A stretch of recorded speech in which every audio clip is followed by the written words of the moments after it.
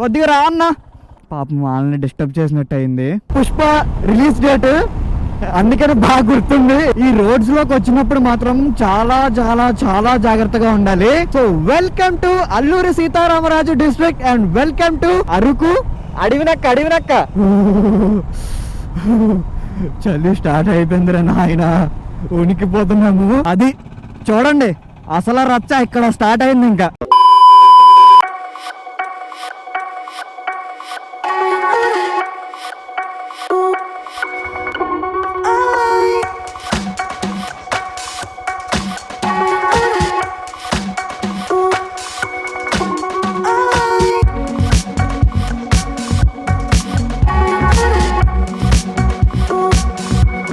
Hi friends, నమస్తే. This is Chakradhar Bezawada, back with an another interesting blog. Good morning from Vizag. మొన్నే మనకి ఫెనగల్ cyclone అయితే pass అయ్యింది. సో ఆల్మోస్ట్ ఇంకా సెట్ అయిందనే అనుకుంటున్నాను. పైన కూడా మనకి అంత క్లౌడీ అయితే ఏం లేదు. ఇప్పుడు నేను విరించి అయితే ఇక్కడ నుండి అరకు వెళ్తున్నాం అనమాట. ఆల్రెడీ మీరు మన థంబ్నెయిల్లో చూసినట్టు నేను ఆల్రెడీ గ్లౌజ్ వేసుకున్నాను. ఎందుకంటే ఇప్పుడు ప్రెసెంట్ 23 degrees Celsius ఉందన్నమాట. అండ్ ఇంకా అరకు వెళ్ళిన తర్వాత ఇంకా దిగిపోద్ది కిందకి టెంపరేచర్స్ అయితే. ఇప్పుడు కరెక్ట్గా టైం అయితే 2:45 అయింది. ఇంకిద్దరం స్టార్ట్ అయ్యామన్నమాట. ఫ్యూయల్ ఇక్కడ నుండి కరెక్ట్గా అరకుకి, అంటే నేను ప్రిసైజ్గా వెళ్ళే లొకేషన్ వచ్చేసి మదగడ అనమాట. ఆ లొకేషన్కి కరెక్ట్గా 110 kilometers ఉంది. అండ్ 2 hours 52 minutes అయితే చూపిస్తుంది. అంటే ఆల్మోస్ట్ మనకి 6 అయిపోద్దామో. కానీ దానికన్నా ముందే రీచ్ అవ్వడానికి ట్రై చేయాలి మనము. కొద్దిగా ఖాళీగానే ఉంటాయి కాబట్టి రోడ్స్ కొద్దిగా ముందే వెళ్తాము అని అనుకుంటున్నాను నేనైతే. బంక్లో ఎవరైనా ఉన్నారా లేదా? ఈ టైంలో అయితే ఎప్పుడు ఒక అతను అయితే ఉంటాడు పాపం. ఇదిగోండి ఇలా బయటను పడుకుని ఉంటాడు అనమాట. ఆయనే ఫిల్ చేస్తాడు. ఇప్పుడు ఫిల్ చేస్తాడో లేదో. కొద్దిగా రా అన్న. పాపం వాళ్ళని డిస్టర్బ్ చేసినట్టు అయింది. సో ఇంకా ఇక్కడ ఒక 9 liters అయితే ఫిల్ చేయించాను అనమాట. 974.97 rupees. సేమ్ ఇంకా విరించి కూడా అదే ఫిల్ చేపిచ్చేస్తాడు. అయినా కూడా వీళ్ళు మెషిన్ తెమ్మంటే తావట్లేదు. పాపం వాళ్ళు కూడా పడుకుని ఉన్నారు కదా. ఇంకా నేను కూడా ఏం గట్టిగా అడగలేకపోయాను. చలి అయితే ఏమీ లేదు, నార్మల్గానే ఉంది. ఇంకా మరి అక్కడికి వెళ్ళేసరికి ఎలా ఉంటుందో అనేది చూడాలి. జాకెట్ వేసుకున్నాను లోపల. దాని లోపల ఇంకొక టీ-షర్ట్ అయితే వేసాను అనమాట. ఏమో ఎక్కువ చలేస్తుందేమో అని ఎక్స్పెక్ట్ చేసి ఇంకా డైరెక్ట్ అరకు వ్యాలీ. నేను కూడా ఇంకా ఫాగ్ ల్యాంప్స్ అయితే ఆన్ చేసేస్తాను. కూరంపురం లోపల నుండి అలాగా టువర్డ్స్ అసకపల్లి, అంటే సబ్బవరం రూట్ మీదుగా వెళ్ళిపోవచ్చు అనమాట అరకు. మేమేంటి ఇక్కడ ఫ్యూయల్ కోసం అని వచ్చాం కదా. సో ఇంకా అందుకనే ఇంకా డైరెక్ట్ స్ట్రైట్ వెళ్ళిపోతాము. స్ట్రైట్ వెళ్ళిపోయి అన్నిటి దగ్గర లెఫ్ట్ తీసుకుని ఇంకా స్ట్రైట్ అనమాట. ఇంకెక్కడా తిరగవసరం లేదు. నేనైతే ముందుంటాను, ఇంకా లీడ్ తీసుకుంటాను. గురించి వెనకాల ఉంటాడు. నేను ఒక లాస్ట్ 2 years బ్యాక్ ఎప్పుడో అనుకుంటా, అంటే కరోనా టైంలోనే 3rd wave ఆ టైంలో అనుకుంటా, ఫ్రెండ్స్ అందరం కలిపి సరదాగా వెళ్ళాము మద్దగడ వ్యూ పాయింట్ దగ్గరికి. అప్పుడైతే నేను వ్లాగ్ అయితే ఏం చేయలేదన్నమాట, కానీ బాగుండింది అప్పుడు. సో ఇవాళ చూద్దాం. సో ఇదిగోండి చూస్తున్నా కదా ముందు ఎలా ఉందో.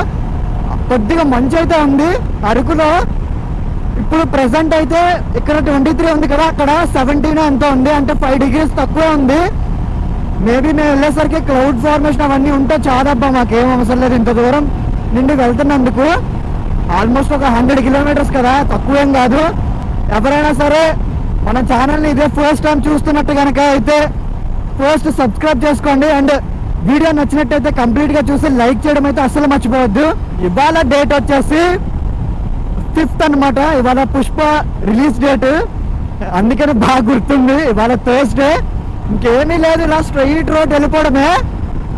నేను ఏంటంటే కొద్దిగా వెనకాల చూసుకుంటూ ఉండడం వల్ల మా వాడు వస్తున్నాడా లేదా అనేది అదొకటి మెయిన్.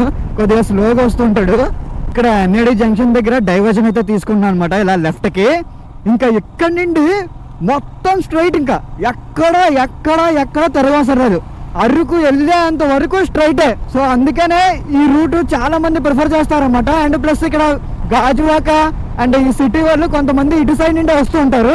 ఇక్కడ నుండి మనకి రూట్ ఎలా ఉంటుంది అంటే ఫస్ట్ గోపాలపట్నం నుండి ఇంకా ముందుకు వెళ్ళాక సింహాచలం, అండ్ దానికన్నా ముందుకు ఇంకా వెళ్ళాలి. అలా స్ట్రైట్ వెళ్ళిపోవడం అనమాట. ఇంకెక్కడ తిరగవసరం లేదు మనము. నేను ఇంకా ముందుకు వెళ్తూ ఉంటాను కదా, మీకు చెప్తాను.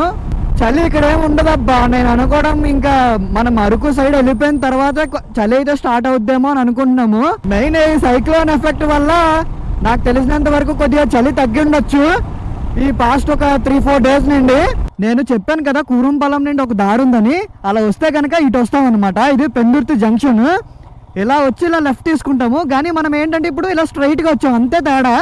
నేను యాక్చువల్గా ఈ హడావుడిలో పడిపోయి హెల్మెట్ వైజర్ క్లీన్ చేయకుండా వదిలేసా. అర్రే ఇలాంటి ఇదిగోండి చిన్న చిన్నవి చూసుకోపోతే కనుక ఇంకంతే సంగతులు.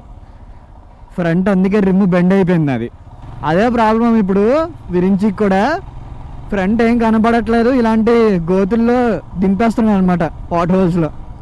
మనము రిటర్న్ వచ్చేటప్పుడు ఇదిగోండి ఎగ్జిట్ ఇలా అయిపోతాం అనమాట. ఇలా అయిపోయి అదే హైవే చెప్పాను కదా పైన చెన్నై కల్కట్టా హైవే, ఇదంతా శ్రీకాకుళం ఇవన్నీ ఇటే ఈ హైవే ఇలా వెళ్ళిపోద్ది స్ట్రైట్. ఇంకా ఇదంతా ఇంకా బైపాస్ అనమాట. రోడ్ అంతా ఖాళీగా ఉందబ్బా అసలు. ఇంకెక్కడి నుండి కొద్దిగా చల్లగా ఉంది, చూద్దాం ఇంకా ముందుకెళ్ళే కొద్ది ఎలా ఉంటుంది అనేది. అంటే ఆల్మోస్ట్ ఇంకా ఇక్కడ నుండి ఎక్కువ చెట్లు ఇవన్నీ ఉన్నాయన్నమాట. ఇదేంటబ్బా సింబా రిసార్ట్. కానీ అరకు నేను మాన్సూన్లో వెళ్దాం అనుకున్నాను, ఫైనల్గా ఇప్పుడు కుదిరింది. మాన్సూన్ రైడ్ ఎలాగో మనము తెలుసు కదా ఎక్కడికి వెళ్ళాము, ఎక్కడికో వెళ్ళిపోయాము కర్ణాటక సైడ్. కొద్దిగా చలి పెరిగిందబ్బా ఏదైనా ఇందాకటికి మీద. ఇప్పుడు చాలా రోజులు అయిందబ్బా అసలు. నేను మార్నింగ్ ఇలాగ 2:30కి లేచి రైడ్కి వెళ్ళి ఎప్పుడో అనుకోండి, ఇంకా చాలా రేరు. ఏందబ్బా అసలు పొద్దున్నే ఇంకా అసలు తెల్లారే కూడా అవ్వలేదు, ఇంకా షాప్స్ అప్పుడే ఓపెన్ చేస్తున్నారు కొంతమంది. నేనైతే అలాగా 80, 90, 100 మెయింటైన్ చేస్తున్నా. ఎలాగో ఖాళీగానే ఉన్నాయి కాబట్టి రోడ్స్ మొత్తం ఐబీఎం వేస్తాను, ఎందుకంటే ఆపోజిట్ నుండి వచ్చే వెహికల్స్ కూడా చాలా తక్కువ ఉన్నాయి.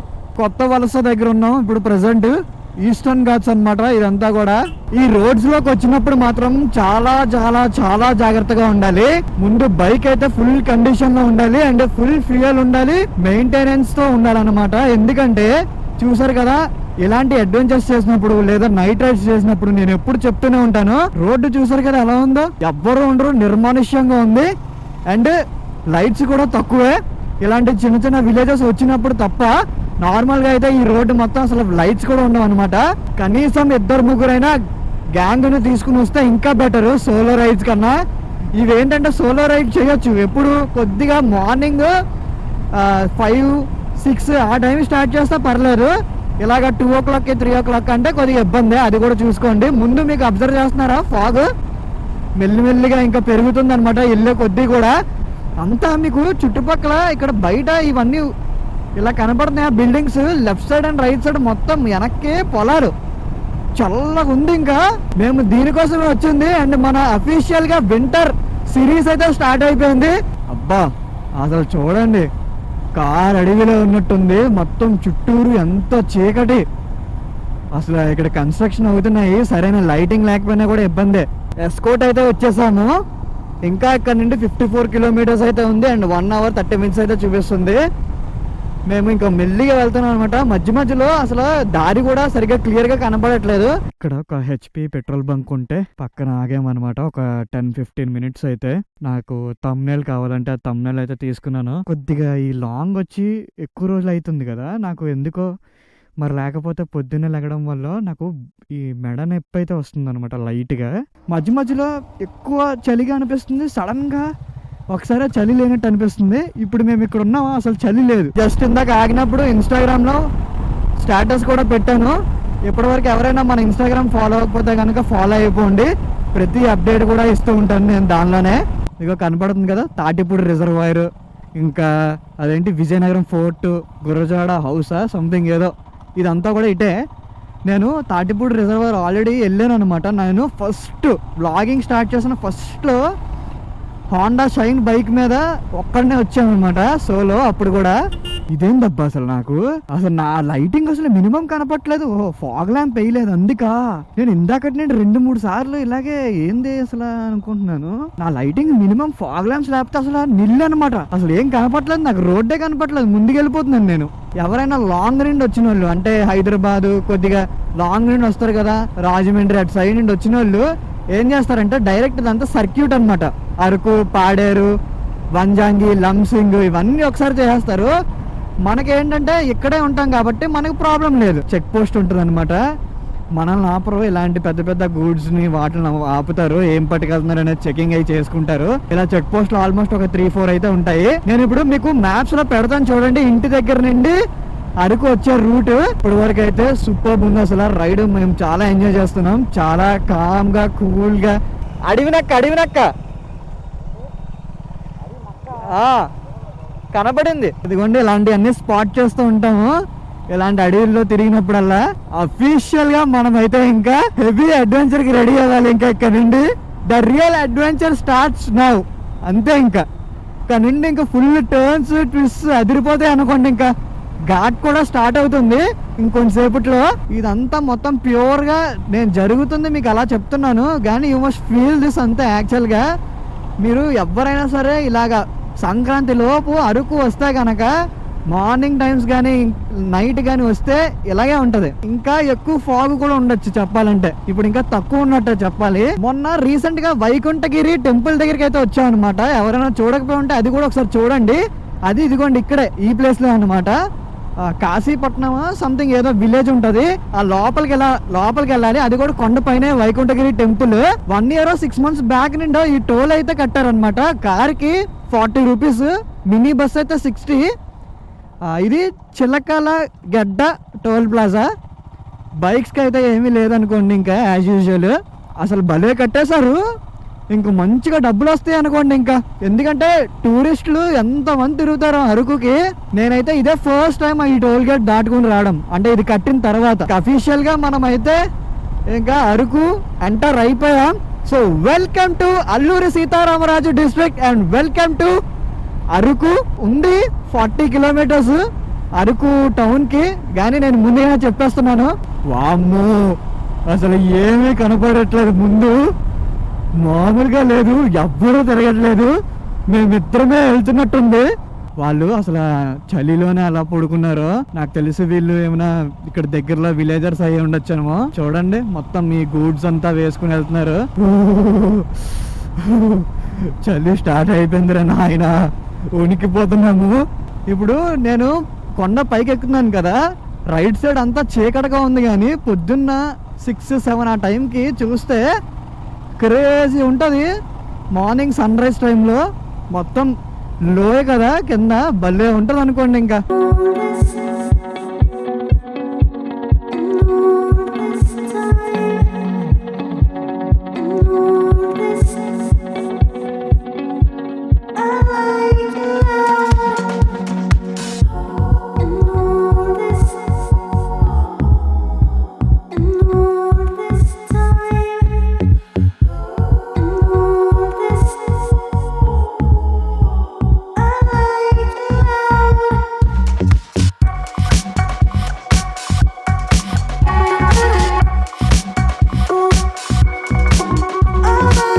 డైవర్షన్ తీసుకోవాలి.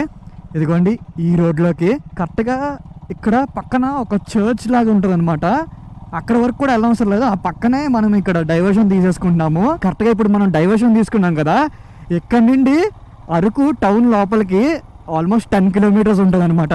Look at this dude, look at this, crazy. అసలు ఏమీ కనపట్లేదు ముందు, మొత్తం అంతా కూడా మంచు. ఏంటి ఇక్కడతో లాస్ట్ ఏంటి, అందరు ఇక్కడ తిప్పేస్తున్నారు. ఓన్లీ బైక్స్ పైకి అలౌ చేస్తారు అనుకుంటా, ఎందుకంటే కార్స్ చాలా మంది ఇక్కడ ఆపేస్తున్నారు. అంటే దిగి నడుచుకుంటూ వెళ్తారు అనుకుంటా వీళ్ళందరూ. మరి అది చూడండి అసలు రచ్చ ఇక్కడ స్టార్ట్ అయింది. ఇంకా మొత్తం ఫుల్ బిజీ. ఇప్పటివరకు ఎవ్వరు లేరు అనుకున్నాం. చూడండి ఇక్కడ నుండి ఎంతమంది ఉన్నారు. బండి వెళ్దా,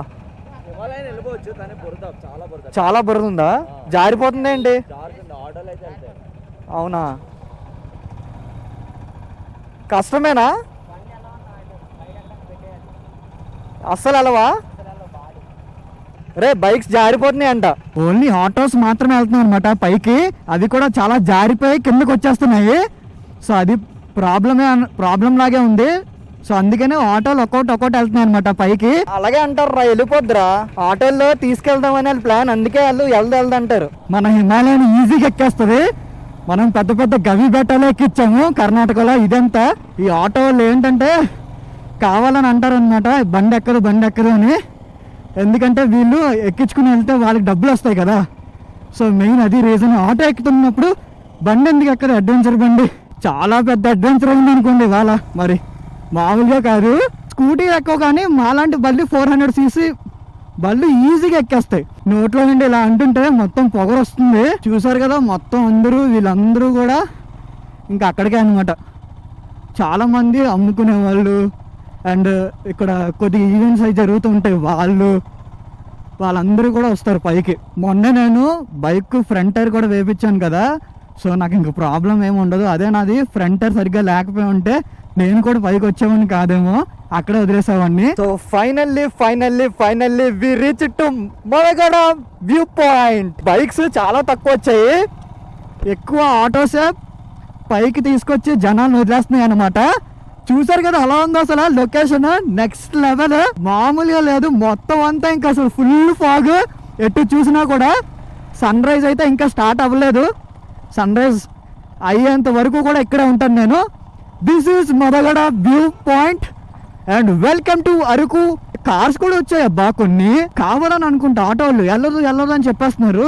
ఇక్కడ పార్క్ చేసుకుని ఇంక ఇప్పుడైతే మనం వెళ్ళి మంచి బ్యూటిఫుల్ సీనరీని అయితే చూద్దాము. ఆఫ్టర్ ఆల్మోస్ట్ 3 hours రైడ్ అనుకోండి ఇక్కడికి ఫైనల్గా చేరిపోయాము. 110 kilometers.